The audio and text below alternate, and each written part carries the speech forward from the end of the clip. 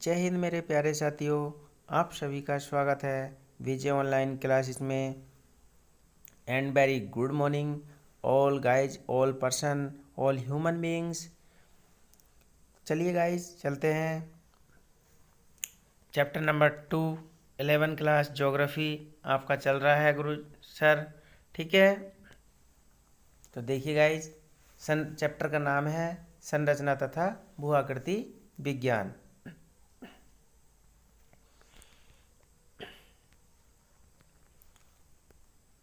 Structure and physiography, ठीक है guys, structure and physiography very important chapter, ठीक है। तो देखते हैं मोस्ट इंपॉर्टेंट क्वेश्चन चल रहे हैं। तो देखते हैं, फर्स्ट आपका क्वेश्चन है, भूवैज्ञानिक संरचना सेल समूह की विभिन्नता के आधार पर भारत को कितने वैज्ञानिक खंडों में विभाजित किया जाता है। अब वर्णन करना, डिस्क्राइब करना हमने गाइज, ठीक है। तो गाइज देखते हैं आंसर इसका, ठीक है। तो भारत को भूवैज्ञानिक संरचना व सेल समूह की विभिन्नता के आधार पर 3 भूवैज्ञानिक खंडों में विभाजित किया जाता है, भौतिक लक्षणों पर आधारित है। तो भारत को यानी कि 3 खंडों में विभाजित किया जाता है, ठीक है गाइज।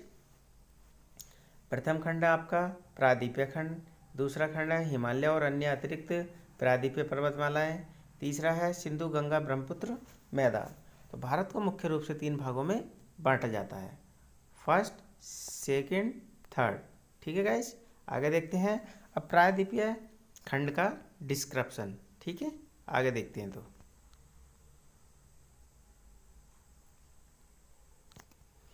देखिए गाइस, प्रायद्वीपीय खंड का डिस्क्रिप्शन देखते हैं।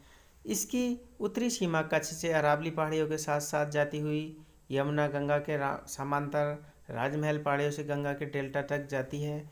पश्चिम में राजस्थान भी इसी खंड का भाग है। उत्तर में मेघालय का पठार भी इसी का भाग है प्रायद्वीपीय खंड का। प्रायद्वीप का निर्माण प्राचीन, देखिए guys very important topics, question अक्सर आता है। प्रायद्वीप का निर्माण प्राचीन नीस और ग्रेनाइट चट्टानों से हुआ है। अब प्रायद्वीप का जो निर्माण है वो किन चट्टानों से हुआ है, क्वेश्चन आता है। तो प्रायद्वीप का निर्माण प्राचीन नीस और ग्रेनाइट चट्टानों से हुआ है, ठीक है गाइज। उत्तरी सीमा अब आपने देखी है, कच्छ से अरावली पहाड़ियों तक लेकर पश्चिम में राजस्थान भी इसी का खंड, उत्तर में मेघालय का पठार भी इसका भाग है, ठीक है गाइज। तो आगे चलते हैं। भाग बहुत ही ऊर्ध्वाधर का मतलब होता है खड़ा, ठीक है। हॉरिजॉन्टल का मतलब होता है नीचे लेटा हुआ। तो ऊर्ध्वाधर भ्रंश हैं, ऊर्ध्वाधर भ्रंश का मतलब है बहुत गहरे हैं, ठीक है, यानी कि गहरे हैं। नर्मदा ताप्ती नदियों की दरार घाटी और सतपुड़ा पर्वत इसी उदाहरण है, यानी कि नर्मदा और तापी नदियों की दरार घाटी, सतपुड़ा पर्वत इसका उदाहरण है, ठीक है। भ्रंश वाला, यानी कि भ्रंश मतलब आपको बताया नीचे गहराई तक बहुत, ठीक है। यह गोंडवाना लैंड का मुख्य भाग है। और जो प्रायद्वीपीय खंड है वो किसका मुख्य भाग है, गोंडवाना लैंड का, ठीक है। गोंडवाना लैंड एक, यानी कि पेंजिया नामक वो था, उसको हमने जो वो टूटा था, पेंजिया नामक सागर पैंथालासा, उसका भाग है, ठीक है।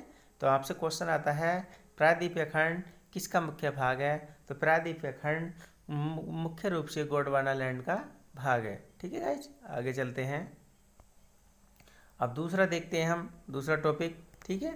तो दूसरा देखते हैं इसमें,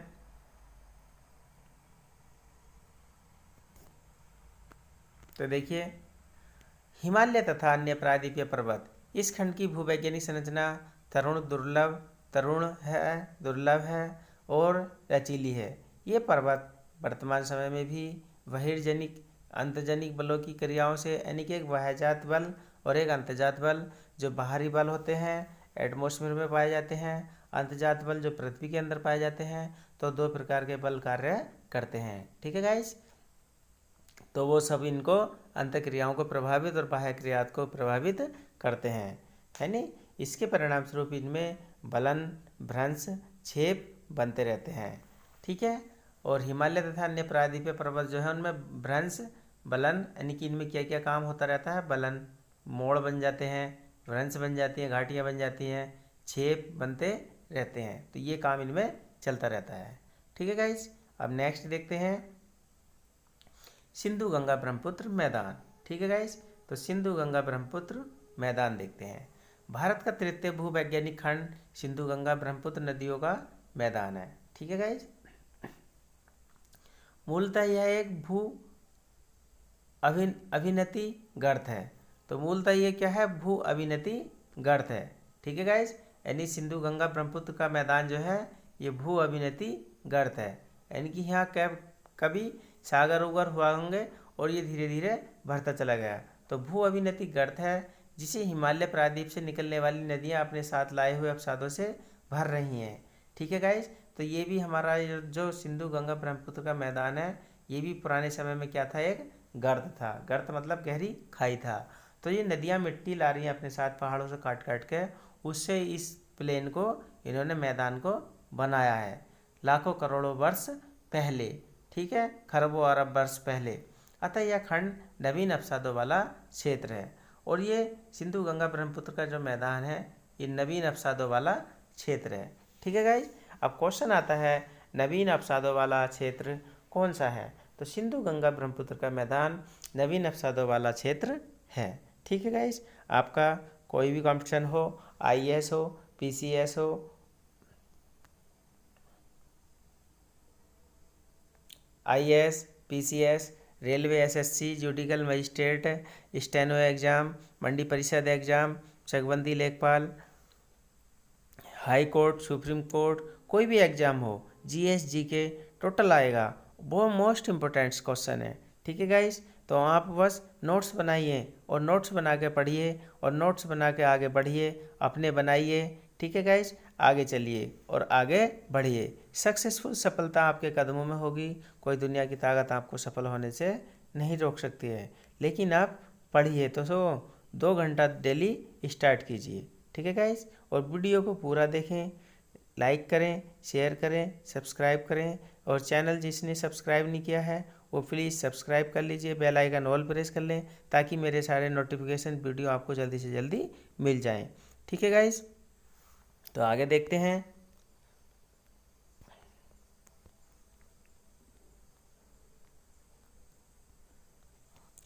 नंबर 2 क्वेश्चन देखते हैं। भारत को भू आकृतिक विभागों में विभक्त कीजिए, किसी एक विभाग की धरातलीय विशेषताओं का वर्णन कीजिए। अब भारत को भू आकृतिक विभागों में हम डिस्क्राइब करते हैं, वर्णन करते हैं और एक का उसमें वर्णन मिलेगा। तो किसी स्थान की भू आकृतिक उसकी संरचना प्रक्रिया उस विकास अवस्थाओं का परिणाम होती है। भारत की धरातलीय विभिन्नताएं बहुत महत्वपूर्ण है, यानी कि भारत की जो धरातलीय विभिन्नताएं हैं, ठीक है गाइज, भारत की धरातलीय विभिन्नताएं बहुत महत्वपूर्ण है। सामान्यतः मोटे तौर पर भारत को निम्नलिखित भू आकृतिक खंडों में बांटा जा सकता है। तो हम मोटे तौर पर कितने खंडों में बांटते हैं, तो देखिए उत्तर तथा उत्तर पूर्वी पर्वतमाला, यानी कि उत्तर तथा उत्तर पूर्वी पर्वतमाला, हिमालय पर्वतमाला, उत्तरी भारत का मैदान। तो देखिए पहला खंड हमने बांटा है उत्तर तथा उत्तर पूर्वी पर्वतमाला, हिमालय पर्वतमाला, जिसको हम हिमालय पर्वतमाला कहेंगे। उत्तरी भारत का मैदान, प्रायद्वीपीय पठार, भारतीय मरुस्थल, तटीय मैदान, द्वीप समूह। ठीक है गाइस, तो ये इतने प्रदेशों में हमने भारत को भूआकृतिक प्रदेशों में बांटा है। ठीक है, आगे देखते हैं। क्वेश्चन आता है अक्सर गाइस, शॉर्ट नोट्स में आता है आपके। ठीक है, UP board, Uttarakhand board, all India board, all India 29 states राज्य बोर्ड। तो बोर्ड क्लास के जो एग्जाम होते हैं मोस्ट इम्पोर्टेंट, कि भारत को कितने भूआकृतिक विभागों में बांटा गया है। तो भारत को 6 भूआकृतिक विभागों में बांटा गया है, जिनके नाम आपके सामने हैं। ठीक है, तो आंसर आपको बस पुटअप कर लेना है। 3 मार्क्स आपके, 4 मार्क्स आपके पक्के हो जाएंगे। उत्तर तथा उत्तर पूर्वी पर्वतमाला, उत्तरी भारत का मैदान, प्रायद्वीपीय पठार, भारतीय मरुस्थल, तटीय मैदान, द्वीपीय समूह। इंग्लिश मीडियम वाले बच्चे या इंग्लिश मीडियम वाले गाइज जो भी हैं आप तैयारी करने वाले, तो वह इंग्लिश में इनको कन्वर्ट कर लें। ठीक है गाइज, लैंग्वेज चेंज हो जाएगी। आगे चलते हैं।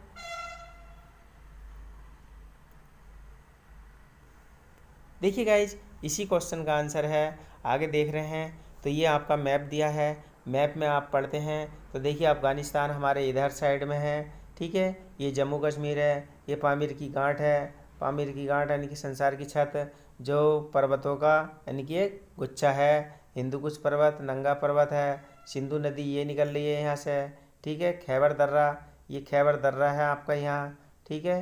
झेलम नदी, झेलम नदी कहाँ है तो झेलम, रावी, रावी, सतलुज, सुलेमान श्रेणी, ये सुलेमान श्रेणी है आपकी, ठीक है। तो ये सब पंजाब प्रांत में जा रही हैं, पंजाब में आ रही हैं। ब्यास नदी, झेलम, सतलज और ये आपकी कश्मीर से निकल कर आ रही हैं। बोलन दर्रा ये है आपका, ठीक है। कराकोरम, कराकोरम श्रेणी ये है, ये आपकी कराकोरम दर्रा है, कराकोरम, ठीक है गाइज। तो ये महान हिमालय है, ये जो आपको डॉट डॉट में दिखाई दे रहा है ये आपका महान हिमालय है। जम्मू कश्मीर से स्टार्टिंग होता है। असम साइड में कैलाश श्रेणी, कैलाश पर्वत, कैलाश पर्वत, कैलाश श्रेणी, शिवकिला, मानसरोवर झील, ये मानसरोवर झील, धौलीगिरी पर्वत, अन्नामूर्ण, कंचनजंगा, मकालू, सापू नदी, सापू नदी ये है। नाथुला दर्रा ये है, जिससे मार्ग भूटान और नेपाल भारत का व्यापार होता। नमचरवा, ठीक है गाइस। तो गंगा नदी, ये हमारी गंगा नदी आ रही है। नंदा देवी पर्वत ये है उत्तराखंड में। शिवालिक, ब्यास नदी, ठीक है गाइस। तो हमें मैप का अध्ययन भी बहुत ज़रूरी है, तो मैप का अध्ययन भी आपको करना है, ठीक है।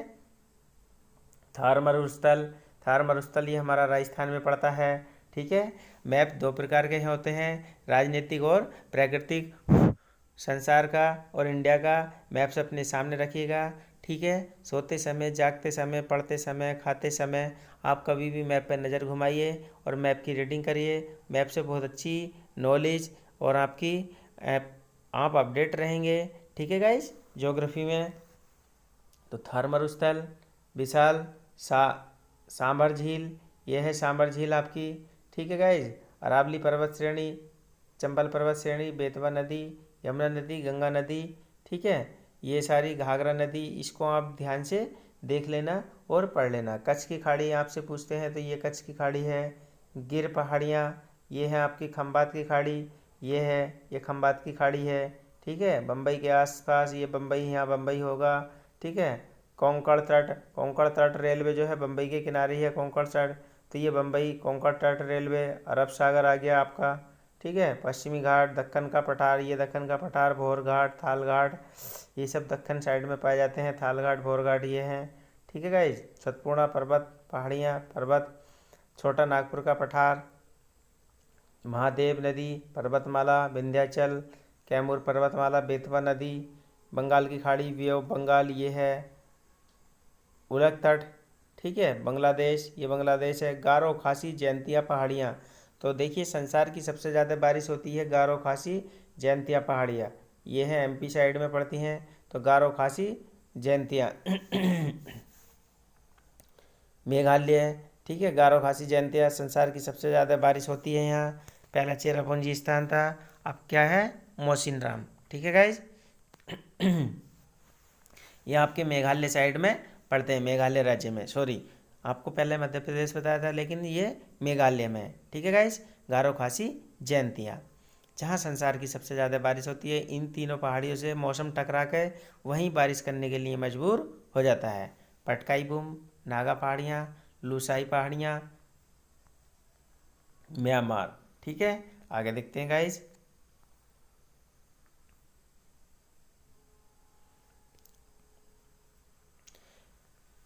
ये है हमारा अंडमान निकोबार द्वीप समूह। अंडमान निकोबार द्वीप समूह हमारा बंगाल की खाड़ी में है, ठीक है गाइज।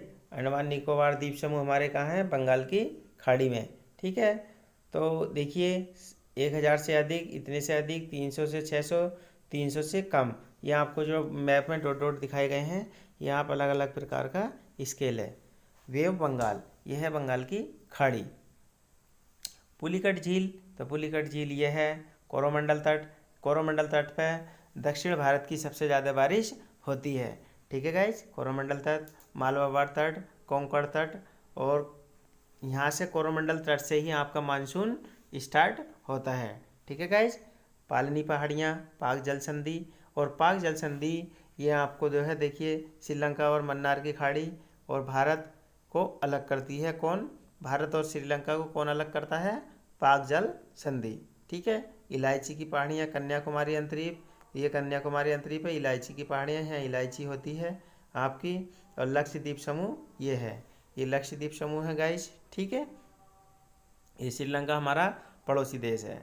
तो ये आप मैप रीडिंग अच्छे से करना है। ठीक है गाइज। और मैप के लिए एटलस ले लें, एटलस ज्योग्राफी के लिए बहुत इंपॉर्टेंट है। तो ये भारत भू आकृतिक विभाग और उच्चावच। ठीक है गाइज। आगे देखते हैं।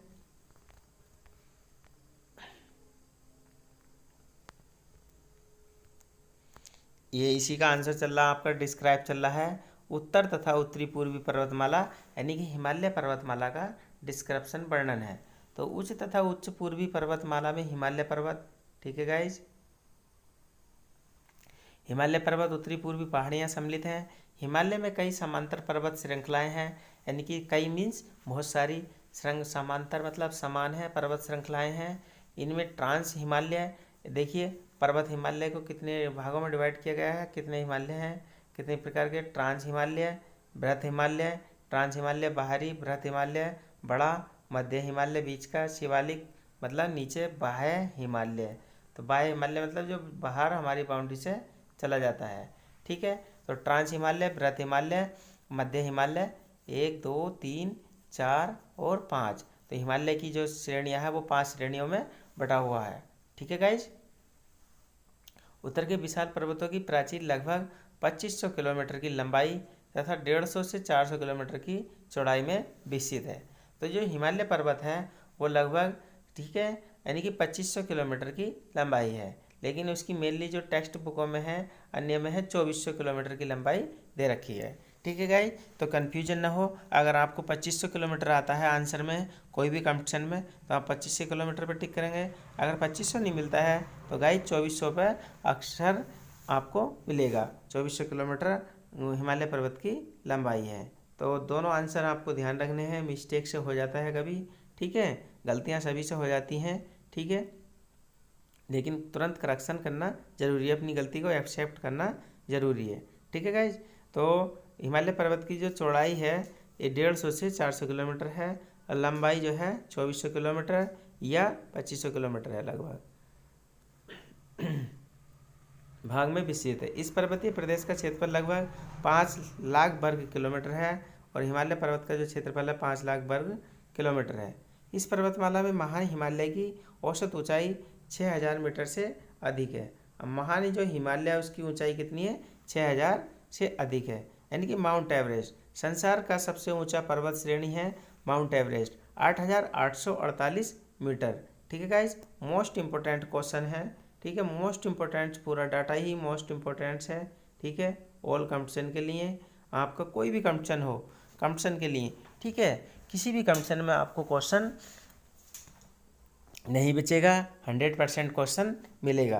यानी कि संसार की सबसे ऊंची चोटी का नाम बताइए, तो माउंट एवरेस्ट। उसकी ऊंचाई कितनी है? तो 8848 मीटर है। इस श्रेणी की सबसे ऊंची चोटी, भारत की सबसे ऊंची चोटी गॉडविन ऑस्टिन K2 भी, जो इतने मीटर ऊंची है। यानी कि भारत की सबसे ऊंची चोटी कौन सी है? Godwin Austen. तो भारत का अगर नाम लेंगे तो भारत की जो है सबसे ऊंची चोटी गॉडविन ऑस्टिन है, यानी कि K2।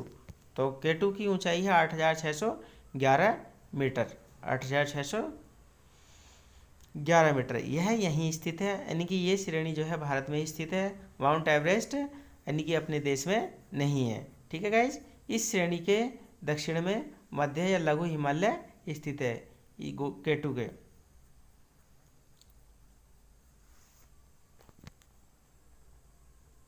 K2 के यानी कि दोनों साइड में लघु और मध्य हिमालय स्थित है।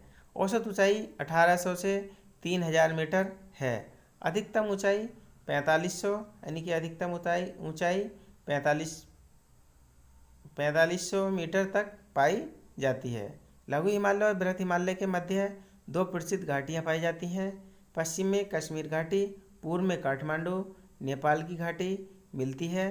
ठीक है गाइस।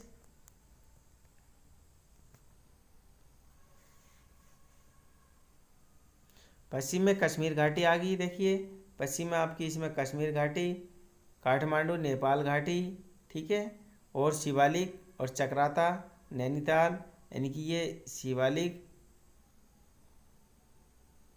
नेपाल की घाटी इस श्रेणी में, शिमला चक्राता यानी कि शिमला ठीक है, हिमाचल प्रदेश की राजधानी है शिमला, चक्राता नैनीताल आपका, ठीक है, झीलों की नगरी रानीखेत, ठीक है, मंसूरी पहाड़ों की रानी मंसूरी आदि नगर बसे हुए हैं। ठीक है गाइज, आगे देखते हैं।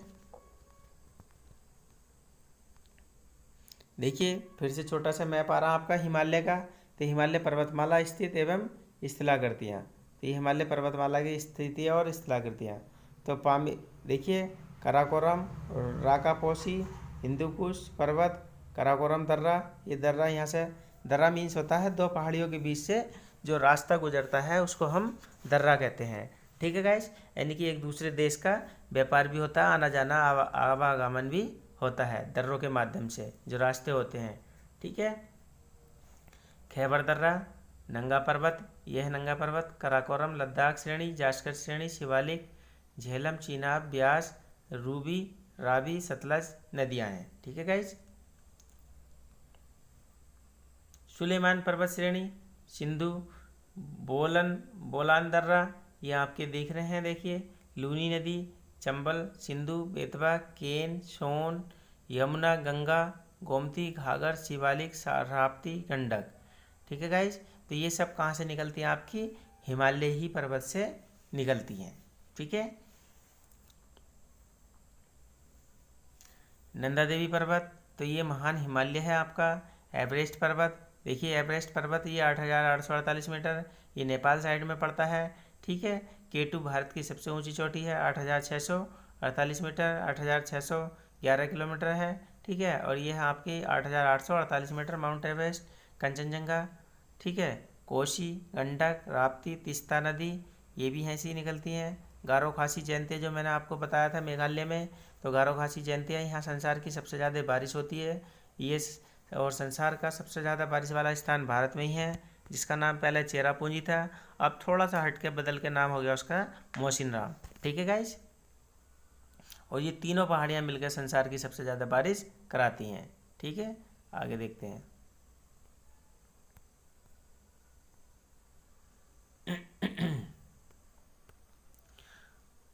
तो देखिए चित्र नंबर 2, अभी आपने हिमालय पर्वत भौतिक स्वरूप देखा, उससे पहले और डीपली पढ़ लेंगे। ठीक है, मैप का अध्ययन जरूर करेंगे। मध्य हिमालय के दक्षिण में शिवालिक पर्वतमाला, तो मध्य हिमालय के यानी कि मध्य जो हिमालय उसके दक्षिण में क्या है? शिवालिक पर्वत श्रेणी। हिमालय को सबसे नवीन पर्वतमाला स्थित, इसकी ऊंचाई 600 से 1500 मीटर के मध्य है। जो शिवालिक श्रेणी है 600 से 1500 मीटर, यानी कि यहाँ की जो पहाड़ियाँ वो बस 600 से 1500 मीटर की ऊंचाई तक लगभग पाई जाती हैं। बालू कंकड़, चिकनी मिट्टी, कांग्लोमरेट शैल की मोटी परतें निर्मित है। यानी कि जो आपकी शिवालिक श्रेणी है, बालू मिलेगी उनमें, कंकड़ बालू मिलेंगे, कंकड़ मिलेंगे, चिकनी मिट्टी और ये सब चीज़ें मिलेंगी। ठीक है, उनसे ये पर्वत बना हुआ। शिवालिक श्रेणी आपकी काठगोदाम, यानी कि काठगोदाम हल्द्वानी और उत्तराखंड के हल्द्वानी, और Kathgodam, Ramnagar, Jim Corbett national park Uttarakhand में। ठीक है, हरिद्वार साइड, ऋषिकेश साइड, देहरादून, ये सब शिवालिक श्रेणियों के उदाहरण हैं जहाँ से पहाड़ की स्टार्टिंग होती है। ठीक है गाइज, आगे चलते हैं। ये आपका दूसरे क्वेश्चन का आंसर पूरा हुआ है। अब देखते हैं अगला क्वेश्चन, अगला आंसर। तो क्वेश्चन नंबर 3 है आपका। ठीक है गाइज, महान हिमालय, बृहत हिमालय पर्वत श्रेणी की भू आकृतिक विवेचना कीजिए। तो देखिए महान हिमालय की हम विवेचना कर रहे हैं। ठीक है गाइज, तो आंसर पे चलते हैं। हिमालय की यह पर्वत श्रेणी सबसे ऊंची है। महान हिमालय जो है हिमाद्री, यानी कि जिसमें हिम रहता है, हिमाद्री का मतलब हिमालय का यानी कि बर्फ का घर। बृहत हिमालय भी कहा जाता है। महान हिमालय को हिमाद्री भी कहते हैं, यानी कि हिम का घर। बृहत हिमालय यानी कि बड़ा। ठीक है, इस पर्वत श्रेणी की औसत ऊंचाई 6000 मीटर से भी अधिक है, होने के कारण यह वर्ष भर हिम से आच्छादित रहता है। यानी कि इसकी ऊंचाई 6000 मीटर से भी अधिक है। तो ये हमेशा काय से ढका रहता है, महान हिमालय बर्फ से।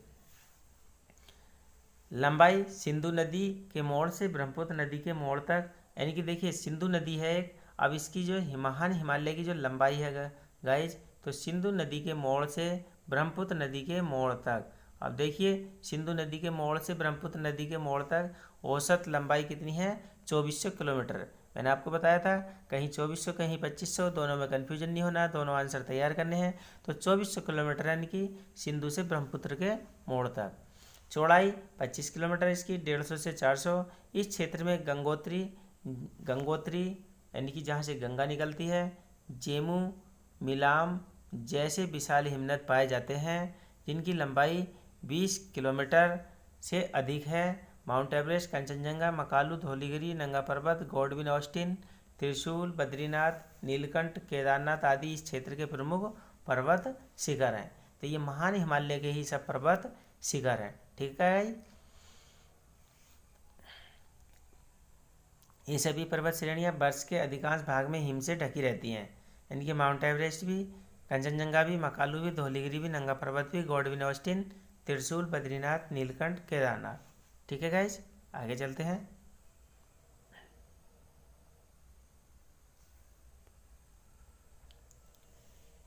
इस भाग में कई हिमनद स्थित हैं। अधिकांश हिमनदों की लंबाई 3 से 5 किलोमीटर तक है। उत्तराखंड में गंगोत्री हिमनद, सिक्किम, नेपाल में जेमू हिमनद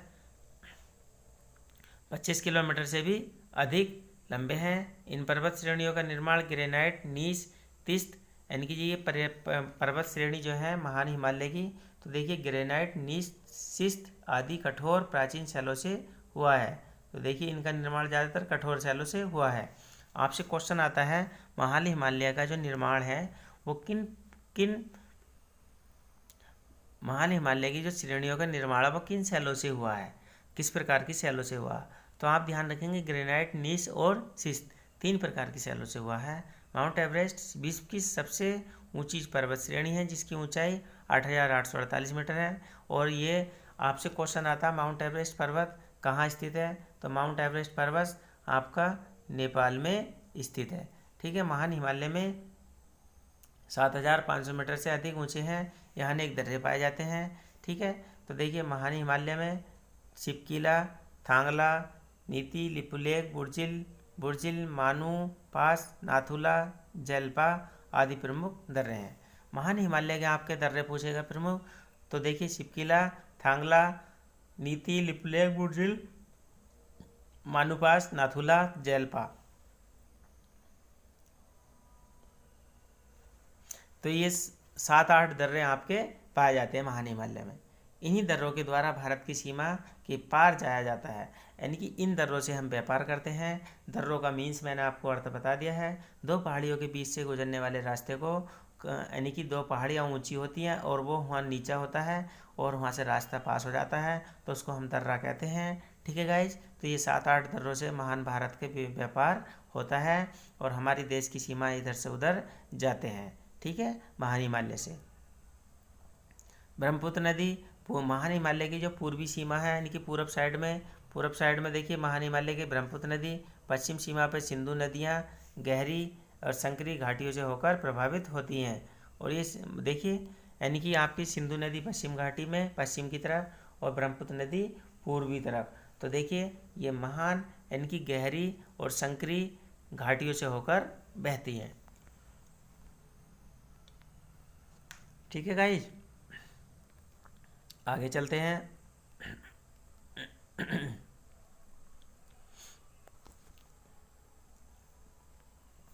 मध्य है अर्थात लघु हिमालय श्रेणी की भौतिक दशा, उच्चावच एवं भूआकृतियों का वर्णन। तो मध्य या लघु हिमालय, मध्य या लघु हिमालय, तो यह पर्वत श्रेणी महान हिमालय के दक्षिण में उसके समांतर विस्तृत है। 60 से 80 किलोमीटर चौड़ी है। श्रेणी की औसत ऊंचाई 1800 से 300 मीटर है। ठीक है, यानी कि मध्य हिमालय है। तो इसकी चौड़ाई ऊंचाई कम ही है, अधिक ऊंचाई 4500 मीटर तक पाई जाती है। ठीक है, वी आकार की घाटियाँ गहरी कंदराएँ बनाकर प्रभावित होती हैं। यहाँ की नदियाँ जो है मध्य लघु हिमालय की जो नदियाँ हैं इंग्लिश का वी आकार की घाटियों में बहती हैं। यानी कि वी मीन्स ऊपर से चौड़ी और नीचे से संकरी गहरी होती चली जाती है। ठीक है, ऊपर से चौड़ा दिखाई दे रहा है, नीचे को गहरा दिखाई।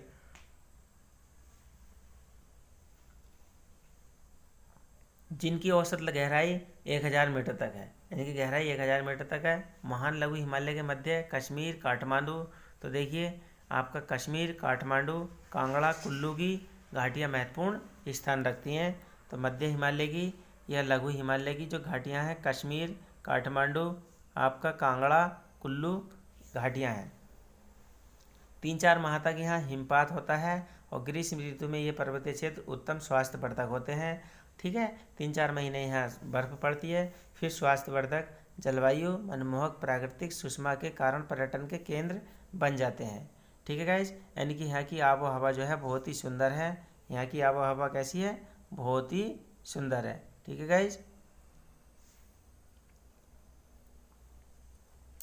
पीर पंजाल इसकी महत्वपूर्ण श्रेणी है और पीर पंजाल इसकी महत्वपूर्ण श्रेणी है। ठीक है गाइज, पीर पंजाल जो है चक्रोता, शिमला, मंसूरी, नैनीताल, रानीखेत, दार्जिलिंग आदि स्वास्थ्यवर्धक पर्वतीय नगर पाए जाते हैं। तो ये मध्य हिमालय और लघु हिमालय के ही भाग हैं। ठीक है गाइज, तो मध्य हिमालय में यानी कि आपके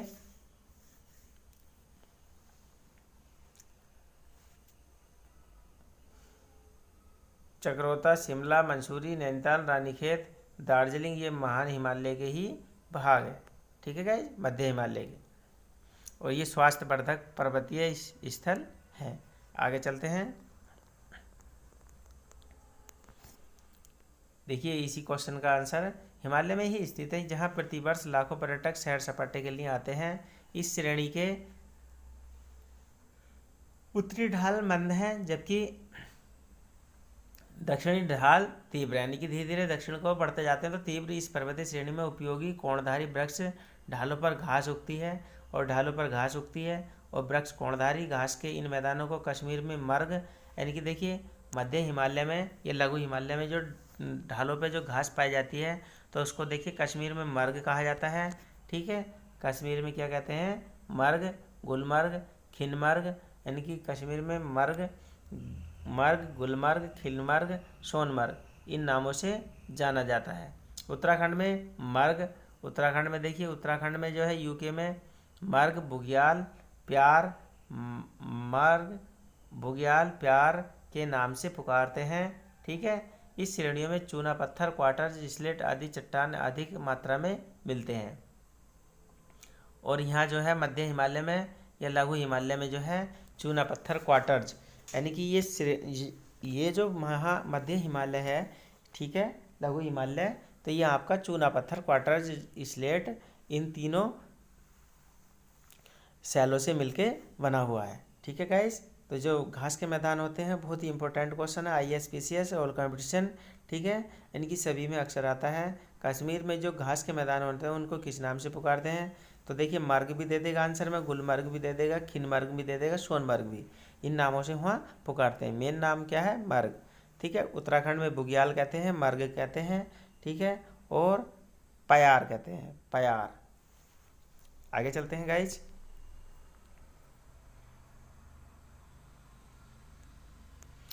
शिवालिक श्रेणी अर्थात बाह्य हिमालय की भौतिक दशा का विवरण। तो शिवालिक श्रेणी या बाह्य हिमालय, ठीक है गाइज, तो देखते हैं। हिमालय की सबसे निचली दक्षिणी पर्वतीय श्रेणी के अंतर्गत आती है, जिन्हें बाह्य हिमालय, शिवालिक श्रेणियां, उप हिमालय के नाम से भी जाना जाता है। हिमालय का नवीनतम नवनिर्मित भाग है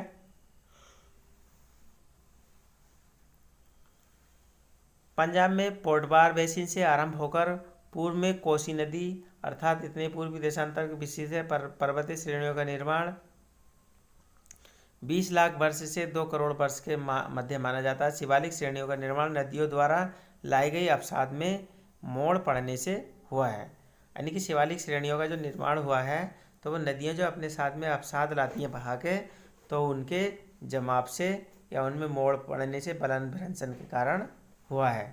ठीक है गाइज, यानी कि शिवालिक श्रेणियों का निर्माण जो है नदियों द्वारा लाए गए अवसाद में, यानी कि अवसाद में उनमें मोड़ पड़े, भ्रंशन हुए और उससे बना हुआ है। अपरदन की क्रियाओं का विशेष प्रभाव पड़ा है। तीस्ता और रायडाका के निकट 50 किलोमीटर की चौड़ाई में इन पहाड़ियों का लोप हो जाता है। इनकी औसत चौड़ाई पश्चिम में 50 किलोमीटर, पूर्व में 15 घाटियाँ हैं, जिन्हें देखिए इनकी औसतन 600 से 1500 मीटर तक ऊंचे हैं। इस क्षेत्र में अनेक उपजाऊ तथा समतल विस्तृत घाटियाँ हैं, जिन्हें दून कहते हैं। ठीक है, घाटियों को हम किस नाम से पुकारते हैं? दून। जैसे देहरादून, पूर्वा दून, कोटली दून, पतली दून।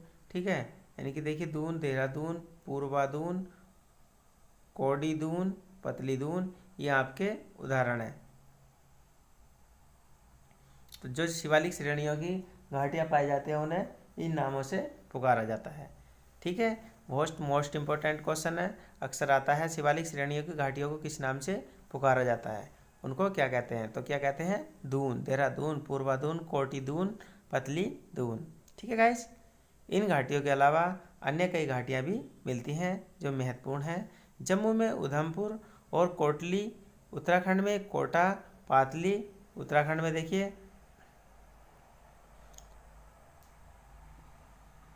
जम्मू में यानी कि उधमपुर, कोटली उत्तराखंड में कोटा, पाली, चंबू, कोटरी आदि प्रमुख घाटियां हैं। ठीक है गाइज, आगे चलते हैं।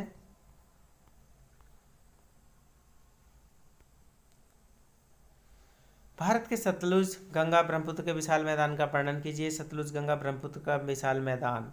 तो देखिए यह विशाल मैदान एक नवीन भूखंड है, ठीक है, जो हिमालय पर्वत की उत्पत्ति के बाद निर्मित हुआ है। इस मैदान का निर्माण उत्तर में हिमालय, दक्षिण में प्रायद्वीपीय पठार से निकलने वाली नदियों द्वारा बहाकर लाए गए अवसाद से हुआ है। ठीक है, इनकी प्रायद्वीपीय पठार से उत्तर की सिंधु की सहायक सतलुज, झेलम, रावी, चिनाब, व्यास, गंगा उसकी सहायक तथा ब्रह्मपुत्र उसकी सहायक नदियों द्वारा बहाकर लाई गई अवसाद के भरने से हुआ है। निर्माण में विशेष योगदान मिला है। इसे जलोढ़ मैदान के नाम से भी पुकारते हैं। और देखिए इसे हम किस नाम से भी पुकारते हैं? जलोढ़ मैदान के नाम से भी पुकारते हैं। ठीक है गाइस, जो अवसाद होता है इनकी जल के द्वारा बहा के लाया जाता है। तो जलोढ़ नदियों द्वारा जमा किए गए निक्षेप काफ़ी गहरे हैं, जिनकी मोटाई विषय में निश्चित मत नहीं है। कुछ प्रयासों के आधार पर इनकी औसत मोटाई 1300 से 1400 मीटर तक अनुमानित की गई है। ठीक है गाइज, विश्व का सबसे उबर सघन जनसंख्या रखने वाला प्रदेश, जहां भारत की लगभग विशाल मैदान जो है उत्तर भारत का, ठीक है, लगभग 45% जनसंख्या निवास करती है। ठीक है, इसका क्षेत्रफल 7 लाख वर्ग किलोमीटर है। ठीक है गाइज, इनकी उत्तर भारत का जो विशाल मैदान है उसकी क्षेत्रफल लगभग 7 लाख वर्ग किलोमीटर है। लंबाई 2414 किलोमीटर, परंतु चौड़ाई में, ठीक है, 480 किलोमीटर। ठीक है, पूर्व में घटकर केवल 145 किलोमीटर रह जाती है। इनकी कहीं घट रही है, कहीं बढ़ी हुई है। ठीक है गाइस, अधिकांश भाग समुद्र तल से 150 मीटर से अधिक ऊंचे नहीं है। इस मैदान में पश्चिम की ओर यह राजस्थान में थार मरुस्थल से मिल गया है। ठीक है, और थार मरुस्थल कहाँ पाया जाता है? आपका राजस्थान में।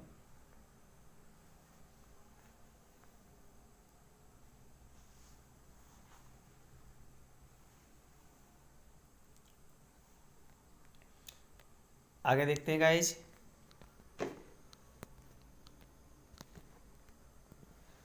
भारत के प्रायद्वीपीय पठार की औसत ऊंचाई क्या है? प्रायद्वीपीय पठार, इसकी मुख्य भौतिक विशेषताओं का उल्लेख कीजिए। ठीक है गाइस, प्रायद्वीपीय पठार भारत के उत्तरी विशाल मैदान के दक्षिण में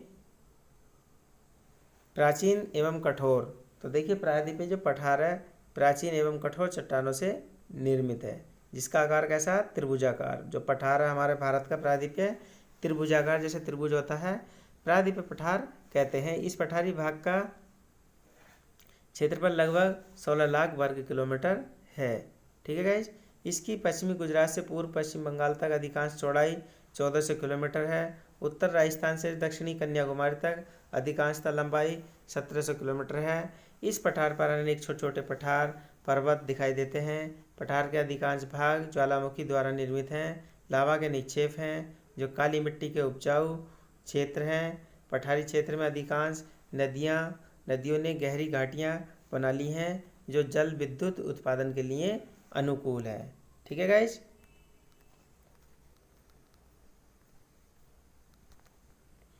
भौगोलिक परिस्थितियाँ, यानी कि कहीं ना कहीं भौगोलिक परिस्थितियाँ होती हैं गाइस। ठीक है, तो देखिए भौगोलिक परिस्थितियाँ क्या हैं। इस पठार की औसत ऊंचाई 600 मीटर है। इसका धरातल बड़ा ही विषम है। जाती है सागौन चंदन की बहुमूल्य लकड़ी इसी पठारी भाग में मिलती हैं। ठीक है गाइज, प्रायद्वीपीय पठार में मिलती हैं सागौन की और चंदन की बहुमूल्य लकड़ियाँ। ठीक है गाइज। कृषि उपजों में धनी खनिज पदार्थों का भंडार है, यानी कि खनिज पदार्थ भी मिलते हैं। उद्योग धंधों का प्रमुख क्षेत्र भी है। प्रायद्वीपीय पठार को 3 मुख्य विभागों में बांटा गया है। मध्यवर्ती भाग, दक्कन का पठार, उत्तरी पूर्वी पठार, यानी कि मध्यवर्ती पठार, दक्कन का पठार और उत्तर पूर्वी पठार। प्रायद्वीपीय पठार को 3 मुख्य भागों में बांटा गया है। क्वेश्चन आता है प्रायद्वीपीय पठार को कितने भागों में बांटा गया है। तो प्रायद्वीपीय पठार को मुख्यतः 3 भागों में, मध्यवर्ती उच्च भूमि, दक्कन का पठार, उत्तरी पूर्वी पठार। ठीक है गाइस, आगे देखते हैं। प्रायद्वीपीय भारत की सबसे ऊंची चोटी अनाईमुडी, यानी कि प्रायद्वीपीय भारत की सबसे ऊंची चोटी मोस्ट इम्पोर्टेंट है। देखिए प्रायद्वीपीय भारत की सबसे ऊंची चोटी अनाईमुडी 2695 मीटर है। ठीक है, अनाईमुडी श्रेणी में स्थित है और अनाईमुडी श्रेणी में स्थित है। इम्पोर्टेंट क्वेश्चन है, डाटा है, फैक्ट्स है ऑल कंपटीशन के लिए। यहाँ पर मालवा का पठार, बुंदेलखंड, बघेलखंड का पठार, छोटा नागपुर का पठार, रायसीमा का पठार आदि प्रमुख हैं। और जो प्रायद्वीपीय पठार के भाग हैं, देखिए कौन कौन से प्रसिद्ध हैं। बुंदेलखंड, बघेलखंड, रुहेलखंड, छोटा नागपुर, रायसीमा का पठार प्रमुख आदि फेमस है। ठीक है गाइज, आगे चलते हैं। विशाल मैदान को क्षैतिज विभाजन की दृष्टि से 5 भागों में विभाजित किया गया है, यानी कि जो भारत का विशाल मैदान है गंगा यमुना सतलुज का, तो उसको 5 भागों में बांटा गया है। ठीक है गाइज, कितने भागों में बांटा गया है? 5। देखिए भाबर प्रदेश, तराई प्रदेश, ठीक है, बांगर क्षेत्र, खादर क्षेत्र, डेल्टा क्षेत्र। ठीक है गाइज, आगे देखते हैं। हिमालय को नवीन पल्लित पर्वत क्यों कहते हैं? ठीक है, अक्सर क्वेश्चन आता है डिस्क्रिप्शन में। ठीक है, ISPCS के मेन एग्जाम में आता है, रिटन एग्जाम। यानी कि देखिए गाइज, ISPCS में आपके 3 एग्जाम होते हैं। प्री होता है, फिर मेंस होता है जिसमें 9 से 10 पेपर रिटन के होते हैं। शॉर्ट नोट्स यानी कि 30 शब्दों में, 150 शब्दों में, 200 शब्दों में क्वेश्चन के आंसर लिखने होते हैं। यानी कि हिमालय को नवीन पल्लित पर्वत क्यों कहते हैं? तो शॉर्ट नोट्स 30 शब्दों में लिखिए, तो मेन डाटा, मेन शब्द लिखने हैं आपको, तो उसे ही शॉर्ट नोट्स कहते हैं। ठीक है गाइज, तो हिमालय पर्वत भारत, तिब्बत, चीन के मध्य एक अवरोध के रूप में भी स्थित है। तो भारत और चीन के लिए, यानी कि जो हमारा भारत का हिमालय पर्वत है वो चीन और तिब्बत के लिए एक अवरोध का काम भी करता है, उधर से आवागमन रोकता है। यह एक नवीन पल्लित पर्वत श्रेणी है, क्रम से ऊंची उठ रही है और धीरे धीरे इसका ऊंचा उठना स्वाभाविक है। ठीक है गाइज, हिमालय पर्वत की उत्पत्ति, भूवैज्ञानिकों का मत है कि आज जहाँ हिमालय है वहाँ पहले टेथिस नाम का सागर हुआ करता था। ठीक है गाइज, तो यानी कि हिमालय के स्थान पे क्या था पहले पुराने समय में? टेथिस सागर। टेथिस महासागर भारत, म्यांमार, बर्मा की वर्तमान सीमा से पश्चिमी एशिया के विशाल क्षेत्र में फैला हुआ था। वर्तमान में भूमध्य सागर इसका अवशेष है। महासागर के उत्तर में अंगारा लैंड। अब देखिए जो टेथिस सागर था उत्तर में अंगारा लैंड, दक्षिण में गोंडवाना लैंड, कठोर स्थलखंड स्थित थे, यानी कि 2 स्थलखंडों में बट गया। नदियाँ प्रतिवर्ष भारी अवसाद टेथिस सागर में जमा करती चली आईं। ठीक है, और धीरे धीरे ये बढ़ता चला गया और परिवर्तन शक्तियों के कारण फलस्वरूप दोनों कठोर स्थलखंड एक दूसरे से अलग हो गए और टेथिस सागर अवसाद में बलन पड़ने आरंभ हो गए। कालांतर में इस अवसाद से बलित पर्वत का निर्माण धारण कर लिया। आज हिमालय के नाम से जाना जाता है। और धीरे धीरे देखिए ये 33 सागर अलग हो गया और जो हिमालय का निर्माण हुआ, ठीक है, अंगारा लैंड, गोंडवाना लैंड। हिमालय की उत्पत्ति आज से लगभग 700 करोड़ वर्ष पूर्व मेसोजोइक मध्यजीव महाकल्प से आरंभ होकर 20 लाख वर्ष पूर्व प्लेस्टोसीन युग तक चलती रही। यानी कि देखिए महान हिमालय या मध्य हिमालय की यह हिमालय की जो निर्माण हुआ है तो वो मेसोजोइक युग से, एक आपको ध्यान रखना है गाइज, मोस्ट इम्पोर्टेंट क्वेश्चन है कंपटीशन के लिए। यानी कि हिमालय का जो नवीन हिमालय का निर्माण है मेसोजोइक कल्प से या महाकल्प से प्लेस्टोजीन युग तक चलती रही। यानी कि इसका कार्यक्रम चलता रहा। ठीक है गाइज।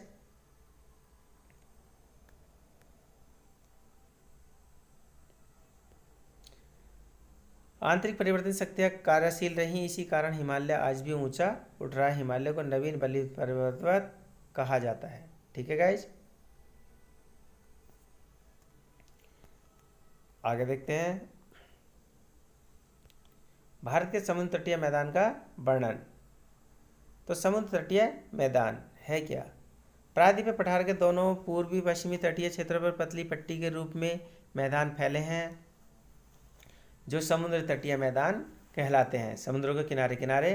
ठीक है, यह मैदान पश्चिम में कच्छ के रन से लेकर पूर्व में गंगा ब्रह्मपुत्र के डेल्टा तक, पश्चिम में कच्छ के रन से लेकर पूर्व में गंगा ब्रह्मपुत्र के डेल्टा तक, ठीक है, 5686 किलोमीटर की लंबाई में विस्तृत है। इस मैदानी क्षेत्र को निम्नलिखित दो भागों में बांटा गया जा सकता है।